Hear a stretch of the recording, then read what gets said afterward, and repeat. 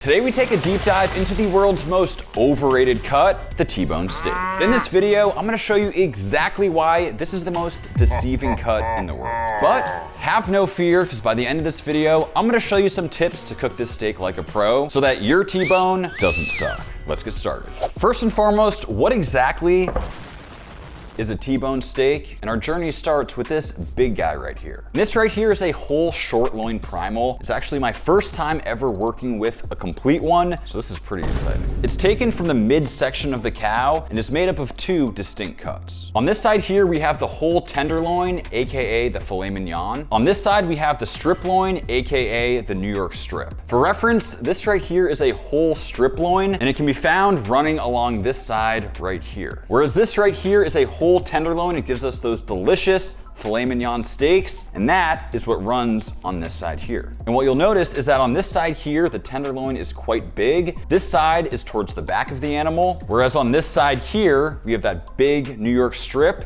and virtually zero tenderloin. Now, taking this a step further, once we slice it like so, we're left with a beautiful T-bone steak. And what makes this steak extremely fun to cook is that we have that very premium filet and that delicious strip loin all combined to make one mega steak. And this is how you can really see where that name T-bone is derived from. We have the top of the T here with that bone and this vertical one right here separating the two cuts. Okay, now let's talk about the difference between a T-bone and a porterhouse. You'll sometimes hear those terms used interchangeably, but there is a very specific difference. For the USDA, a porterhouse must have a tenderloin that is at least 1.25 inches from the bone. As you can see, this stomper over here is just about 3 inches and very much puts it in the porterhouse category. Now compare that to this T-bone right here. As you can see, that tenderloin is almost non-existent, placing it clearly in the T-bone category. You'll also find that porterhouses are usually cut way thicker, sometimes served in the 24 to even 48 ounce size. These huge steaks are mainly for sharing, though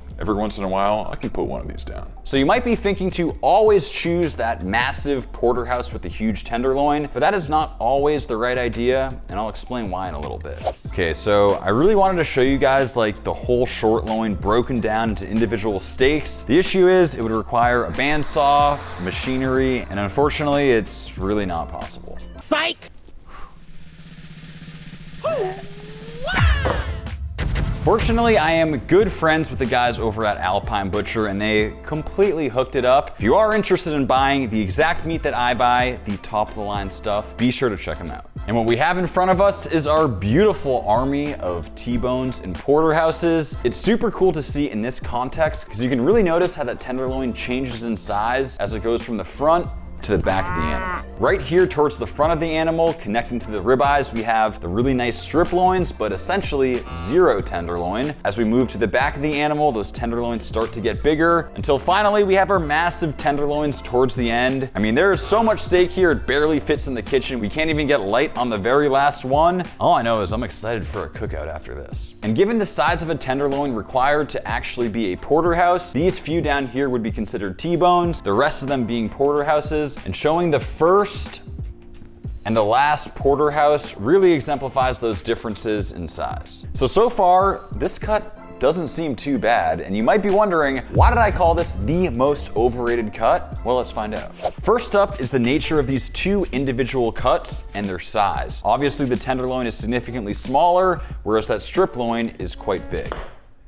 Given that they're combined into this one package with a T-bone steak, naturally the strip loin is gonna cook a lot slower than that way smaller tenderloin. And this is a problem. Because the tenderloin is so lean and tender, it is best cooked to low internal temps like rare. On the other hand, the strip loin is a lot more marbled, it requires a bit more rendering, and for that reason, it's best served closer to medium rare. What that means is that you'll often be left with a slightly overcooked tenderloin and a slightly undercooked strip. The second big issue is this bone. First and foremost, when it comes to bone-in steaks, the bone itself doesn't provide any additional flavor. But the primary issue here is that this thick, dense bone is gonna take a lot longer to heat up, and what that specifically means is that the meat next to it is is gonna cook at a significantly slower rate than this external meat right here. The result is that you'll often find an overcooked exterior while that internal meat is still raw. Now the third issue, also related to this bone, is that it provides an uneven surface. And what this means is that cooking it in a pan is very difficult to achieve an even crust. As that meat sears, it sort of separates from the bone and leads to unevenness. Clearly, I have a bone to pick with this bone because the fourth issue is also related to the bone. When we pay for this steak, we are buying a lot of bone, which of course, we cannot eat. Though Tibby might have some words to say about that. A man, his cat, and a T-bone steak. But how much bone are we actually paying for? Well, I'm gonna do something sacrilegious to find out, but in the name of meat science, let's do it. First thing I'll do is remove that tenderloin, following as closely to the bone as I can. From the entirety of that porterhouse, this is the meager fillet that we've extracted. Next, I'll remove the strip. Once again, following that bone as much as I can, like so. And here you can really see that individual strip loin, the tenderloin, and that perfect T. So I just weighed this bone, and turns out it accounts for a full 30% of the total weight of this steak. Let that sink in. So a good rule of thumb to make sure you're not overpaying for this culmination of steaks when you buy a porterhouse is to ensure that the price per pound of the porterhouse is about, I'd say at least $3 to $4 cheaper than the price per pound of a strip loin.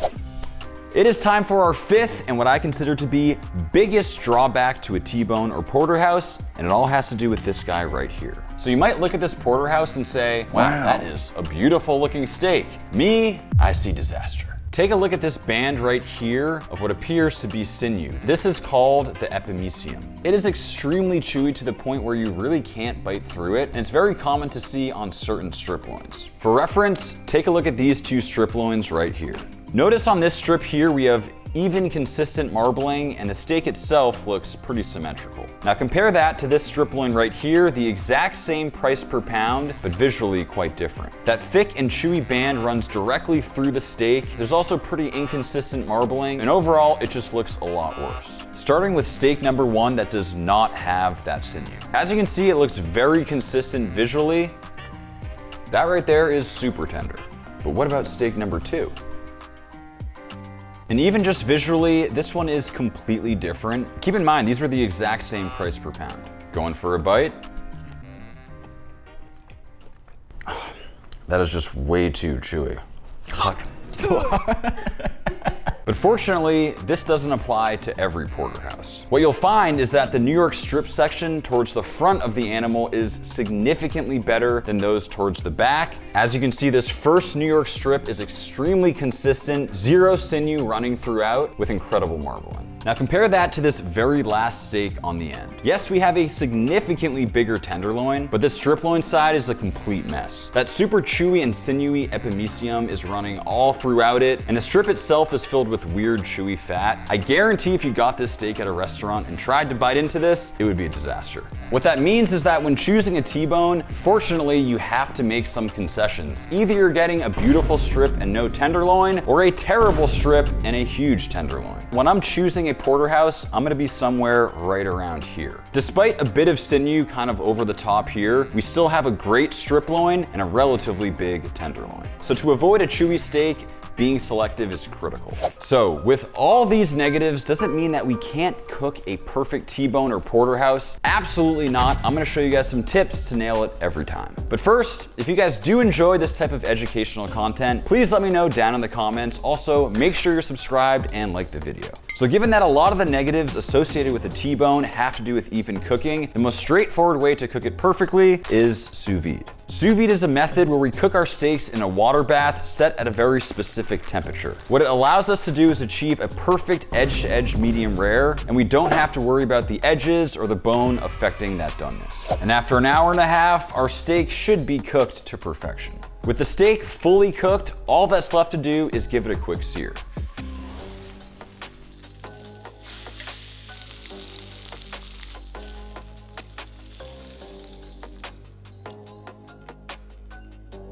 And to carve, I'll just remove that tenderloin and of course that strip. And we'll slice.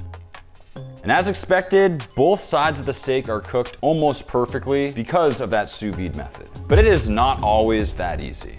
Now, when cooking this more traditionally, the #1 priority is to avoid overcooking that lean tenderloin before that strip loin is cooked. That is why the most important thing to think about is to always face that strip loin towards the heat. So let's say I'm reverse searing this porterhouse in my oven. I know that the back of my oven is hotter than the front of the oven, so what I'll do is I'll place this porterhouse in with the strip loin side facing the back of the oven.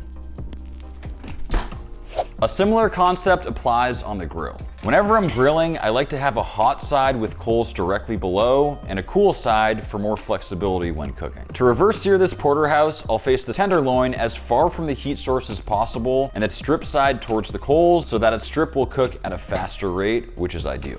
And while our steak cooks, I want to let you guys know that if you are interested in supporting the channel, Max Jerky is the best way to do it. We have all sorts of incredible flavors, so head on over to maxjerky.com and I really appreciate the support.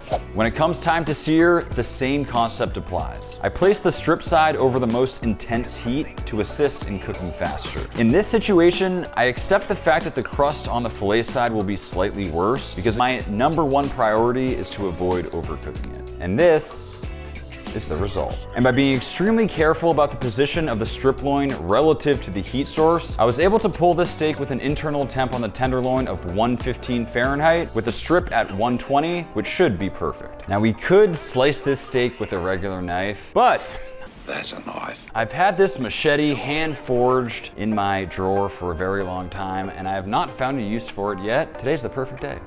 Ooh, like butter.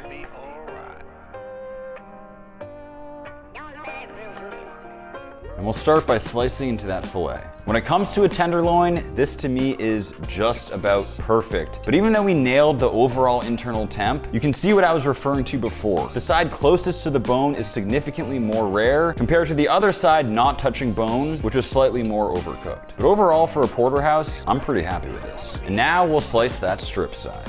Once again, I have to say I'm pretty happy with this. This is just about the perfect medium rare, which is ideal for a New York strip. So with a bit of care and understanding of this cut, we were able to achieve that nice medium rare on the strip and that rare on the fillet.